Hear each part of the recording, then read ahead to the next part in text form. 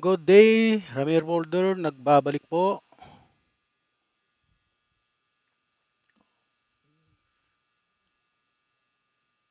Ang vlog po natin ngayon ay tungkol sa muling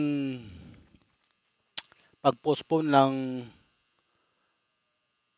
ICC tungkol sa pagdinig ng kaso po ng ating dating Pangulong Rodrigo Duterte. Ayon po sa ICC, ang International Criminal Court ay nagpasya na ipagpaliban ang pagdinig sa kaso laban kay Pangulong Rodrigo Roa Duterte ng Pilipinas. Ang desisyon ito ay ginawa matapos ang mga abogado ni Duterte ay humingi ng indefinite adjournment na sinasabi na ang 80 taong gulang na dating Pangulo ay hindi fit sa stand na trial. Ang pagdinig sa confirmation of charges na orihinal na naka-schedule noong Setyembre 23 ay ipinagpaliban hanggang sa maayos ang kahilingan ng depensa at mga kaugnay sa issue ng ICC Pre-Trial Chamber 1 na may dalawang boto laban sa isa ay nagpasya na ang pagpapaliban ay kinakailangan upang matukoy kung kayang lumahok si Duterte sa mga paglilitis. Ang hukuman ay maglalabas ng bagong schedule para sa pagdinig kapag natapos na ang issue hinggil sa kahilingan ng depensa. At Ayon yung po sa sinasabi nga ICC. nila, Ito po, pakinggan po natin ang panayam ng DCMM kay Attorney Conti. confirmation of charges kay dating Pangulong Duterte. At makakausap natin via Zoom ang ICC Assistant to Counsel, Secretary General ng National Union of People's Lawyer, NCR. Walang iba kundi ang suki na rito sa DZMM Radio 630, Attorney Maria Cristina Conti. Attorney Conti, good morning ho. Si Danny Buenafe sa programang Kabayan. Magandang umaga, Danny. Thank you very much ho, ma'am, sa oras na ibinigay ninyo. So, for now, Ang mga abogado pala ni Duterte ay humiling ng indefinite adjournment na sinasabi na ang dating Pangulo ay hindi fit to stand trial dahil sa kanyang edad at kalusugan. Ang prosecution po ay tumutol sa indefinite delay, ngunit sumang-ayon na maaring kailanganin ang isang maikling pagpapaliban upang maproseso ang kahilingan ng depensa. Ang Office of the Public Counsel for Victim ay tumutol din sa indefinite adjournment na sinasabi na dapat ay magpatuloy sa paglilitis. Oo nga naman kasi ang tagal-tagal na po yan. Ilang buwan na pong na-delay yan. Tapos ngayon, i-delay na naman. di ba, wala pa naman specific date doon ng postponement pero ang lumilitaw at lumulutang na dahilan he is not fit. Parang may medical condition na hinaharap at hindi masisiguro itong September 23, attorney. Opo, yan yung parang sinasabi nila na Yes. dahilan kung bakit, sa totoo lang ang request nila kung bakit dapat indefinite ang postponement ng trial na ito or Mhm. ma-cancel altogether dahil ang sa ICC hindi pwedeng mag-try ng abogado na absent. Ganun Kaya ba? kung Oo. absent-minded o kaya kumbaga absent in spirit, aba Oo. hindi rin dapat magtuloy. Kaya ito yung parang ina-argue nila na hindi kayang sundan ni Duterte ang proceedings at hindi niya meaningfully kayang mag-participate.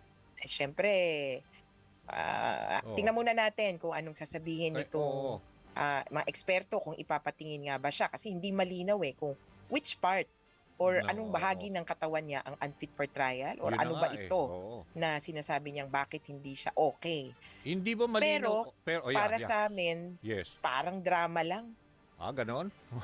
Oo, pero ibig sabihin, kasi may narinig akong argumento, pwede naman daw mag-represent yung lawyer na hindi naman siya kailangan physically that he should be there.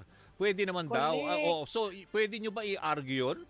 Opo, in fact, nasa Rule 124 ng Rules of Procedure and Evidence ng ICC na pwede mong i-waive ang appearance sa confirmation of charges. Mhm. Kasi ang mangyayari lang naman sa confirmation of charges, kuda, mag-arguments na dapat buksan ang trial. Mauna si Mhm. prosecutor, sunod si victims, at sasagot si defense. Hindi naman siya mismo ang hinihiling na sumagot, na hindi ako dapat kasuhan or hindi dapat ito ang kaso dahil legal ang arguments na ito. Legal team niya ang inaasahan. Ah, Hindi pa kasi ito yung pagbabasa ng sakdal. oo. Ginagawa pa lang yung sakdal. Yes. Kaya may waiver na pwede siyang i-execute. Ang problema lang, kasi if in the long term he is unfit for trial, hindi niya kayang sundan ang trial o kaya salagin kung merong negative sa kanya, Mm. eh pwede naman talagang maging basehan yon para hindi magtuloy at all. Kasi Nako, nga, nako. bawal ang absent o absent-minded o absent in spirit and so forth.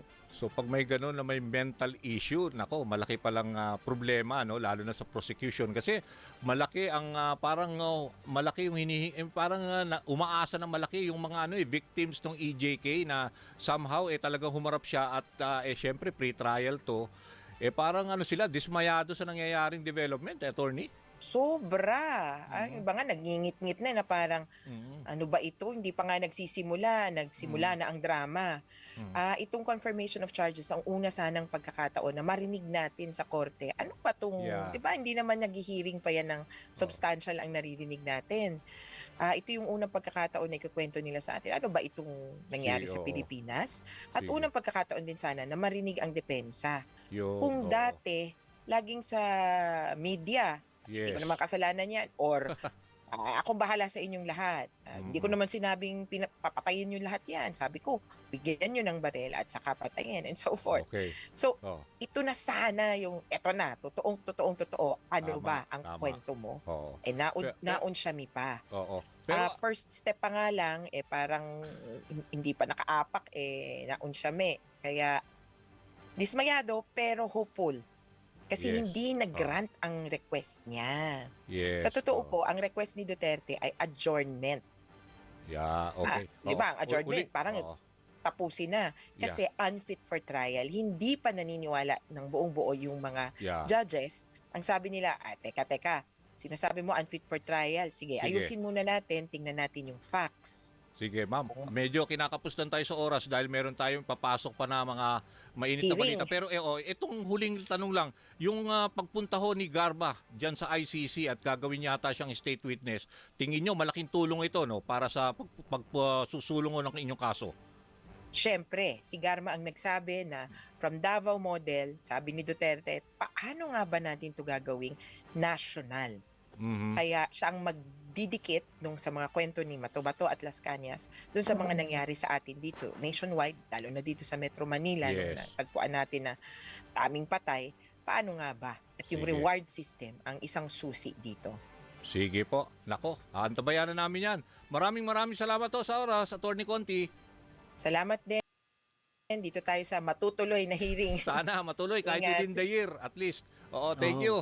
Okay, yan ho si Attorney Maria Cristina Conti, ICC Assistant to Counsel, Secretary General, National Union of People's Lawyer, NC. Una sa balita. Si PRRD po ay naharap sa kasong krimen laban sa sangkatauhan kaugnay sa kanyang war on drugs na nagdulot ng libo-libong pagkamatay. Ang ICC ay nag-iimbestiga sa mga aligasyon na pagpatay, pagpapahirap at panggagahasa na nangyari sa panahon ng kampanya laban sa droga ni Duterte bilang alkalde ng Davao City at Pangulo ng Pilipinas. Ano po ang inyong comment? Comment down below. Thank you, thank you, thank you.